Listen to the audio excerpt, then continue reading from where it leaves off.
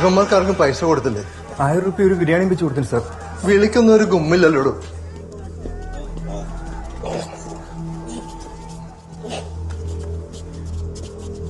സംഗതി കുറച്ച് സീനാണ് സാറേ. ഇവന്മാർ അടിച്ചെടുത്ത കാശ് മുഴുവൻ നമ്മുടെ ഇലക്ഷൻ പ്രചരണത്തിന് കൊണ്ടുവന്നാണെന്ന ന്യൂസ് മുഴുവൻ സ്പ്രെഡ് ആയിട്ടുണ്ട്. മാത്രമല്ല ഇവരെ കയ്യിൽ കിട്ടി അന്നേരം മുതൽ നമ്മ തല്ലാൻ തുടങ്ങിയാണ്.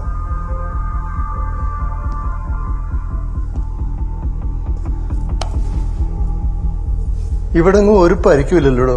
മൊത്തം ഏരിയ കിടക്കല്ലേ വർക്ക് ചെയ്യാനായിട്ട്. എടാ ഞാൻ കാണിച്ച പോഷൻ കറക്റ്റല്ലടാ. അല്ലടാ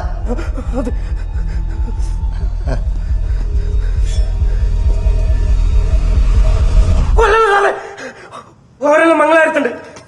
ബാക്കി പൈസ നായിക്കിന്റെ ഫ്ലാറ്റിലുണ്ട്. കൊല്ലല്ലോ സാറേ.